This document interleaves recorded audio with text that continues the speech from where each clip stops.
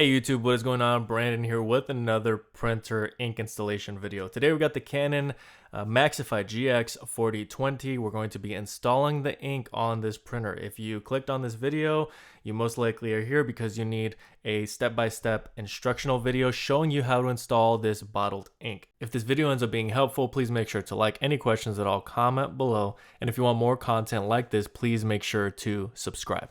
So we're going to start out with the yellow ink tank, and these are the compartments where you're actually going to be placing the ink bottles into, and from those ink bottles the ink is going to flow down into the reservoir tanks. The reservoir tanks are going to actually hold the ink, and the ink system is going to take ink from those reservoir tanks.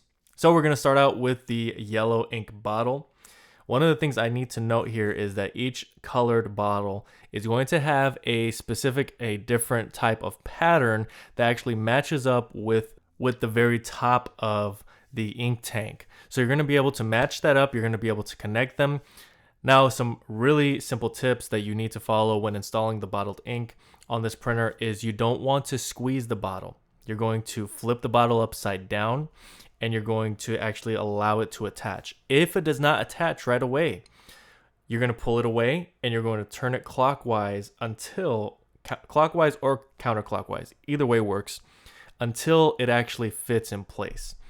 You can look at the pattern on the bottle and on the compartment that is receiving it, and just make sure that they match. Now with these colored ink bottles, there should not be any ink left over. Unless you're using a bigger bottle, then you're gonna have some ink left over, obviously, because it's more than the capacity that the ink tank can take. Now we move on to the Magenta Bottle. As you can see, it's a different pattern. Don't worry about the pattern too much. Don't think about it much.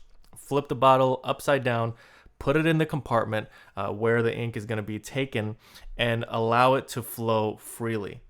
Shaking, moving the bottle, squeezing it, again, not necessary. There should be a free flow. What you can do, if the ink is not flowing, you can actually grab the bottle and move it up and down. Disconnect it and connect it again several times. That is something that you do want to do if the ink is not flowing. One thing I did want to mention with this tank printer and most tank printers, you are able to use third-party ink because there's no chips involved, because it's simply just matching up a pattern. The ink is virtually the same. It's going to be less expensive if you just buy it from a non-Canon brand. Now, I'm not knocking Canon. If for whatever reason you need 100% to have the best photo quality, for example, or just really good quality, and you don't want to, risk using some third-party company, then I would say go with Canon. But if you're just doing regular printing, it's not that urgent for you to have the best quality.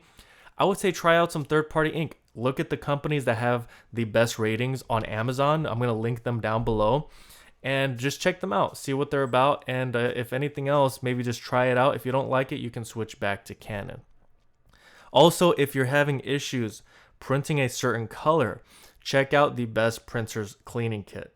If you have choppy prints, you have faded prints, you just have an overall in general print quality issue, you really are going to want to check out that link that is down below. Also, there are many videos on this channel showing you how to use that product.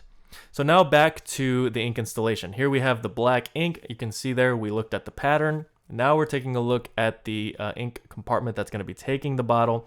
And here you see a close-up visual of what you're actually placing the bottle into. You can see that there's a mechanism there for the ink to flow freely, and so that the ink does not spill. That's another reason why you don't want to squeeze the bottle or shake it or anything. There can be some spillage. You just want there to be a free-flowing process of the ink from the bottle down to the ink tank. As you can see, the speed at which the ink tank is filling is moderate, not super fast. It's not slow. There are some ink tank printers where the ink flows really quickly, and within, a matter of seconds, it's full. But that really doesn't matter. What matters most is that there is a full ink tank. Now, with this specific black ink bottle, there was some leftover ink. If that's the case, you definitely want to save up that ink. The colors did not have any ink left, so I tossed those. I really hope that this video ended up being helpful. If it was, please make sure to like. Any questions at all, comment below. And if you want more content like this, please make sure to subscribe and check out all the links I talked about in the description below. Thank you so much for watching, and until next time.